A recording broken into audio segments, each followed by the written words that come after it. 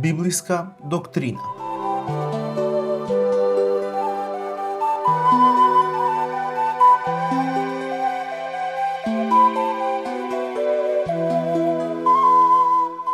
Ова тромесечие ќе ја проучуваме тематиката на првото и второто послание до Коринтијаните.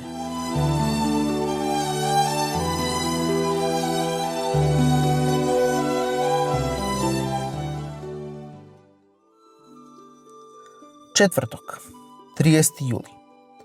Надминување на идолопоклонството.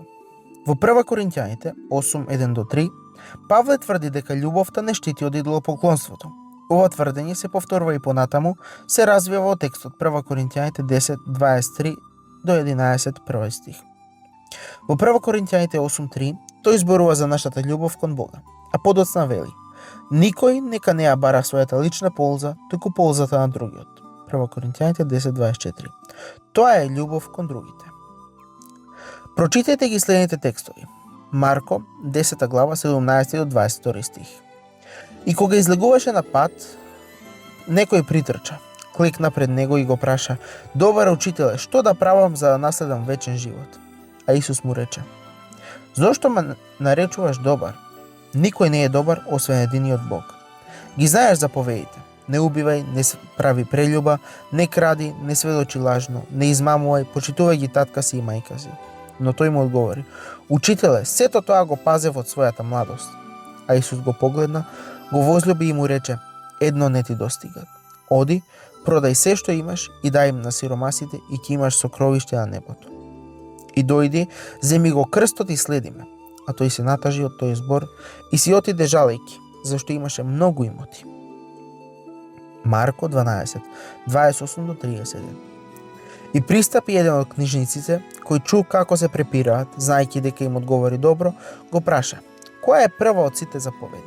Исус одговори: првата е: слушај Израеле, Господ нашиот Бог е единствен Бог. И љуби го Господа својот Бог со сето своје срце, со сета своја душа, со сиот свој разум и со сета своја сила. А ова е втората: љуби го својот ближен како себе си. Друга заповед, подголема од овие, нема. Што им е заедничко на овие текстови и како можат да се применат на ситуацијата за која станува збор во 1 Коринтијаните 10 глава? Во 1 Коринтијаните 10 глава Павле го прави точно она што го правил Исус во текстот Марко 12:28-37. Имено, тој ги поврзува двете големи заповеди на законот: љубов кон Бога над се друго и љубов кон другите. Во наративот за богатиот млад кнез, Марко 10:17-22, Исус ги поврзува овие два вида љубов. И тоа го прави алудирајќи на стихот 5 Мојсеева 6:4. Видете Марко 10:18 и на втората плоча од Декалогот, видете Марко 10:19. Проблемот на овој богат младич бил во тоа што го сакал својот имот повеќе од Бога и своите ближни, Марко 10:22. Тој ги ценел своите земни богатства повеќе од небесните богатства. Ги сакал своите пари повеќе од сиромашните, Марко 10:27. Тој бил идолопоклоник. Надоврзувајќи се на Исусовите учења, Павле навестува дека принципот љуби го Бога над се друго и љуби го ближниот свој како себе си треба да се примени на хипотетичките, односно можните ситуации, што тој ги споменува во 1 Коринтијаните 10:27 и 28.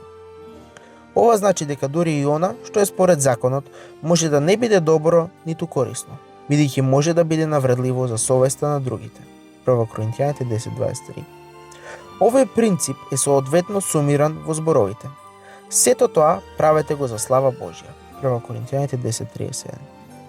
Велејќи дека се мора да се прави во слава на Бога, Павле укажува дека идолопоклонството може да се јави во различни облици, бидејќи се што ја присвојува славата што му припаѓа само на Бога, представува некој вид на идолопоклонство. Исаја 42:8. Зборовите на Павле во 1 Коринтијаните 10:37-11:1 служат како заклучок на 1 Коринтијаните 8-10 глава. Павле јасно става до знаење дека не ја бара својата полза, туку ползата на мнозина за да бидат спасени. 1 Коринтијаните 10:33. Така, тој се угледал на Христа. 1 Коринтијаните 11:1. Како можете да научите да го сакате својот ближен како самите себе на уште подобар начин?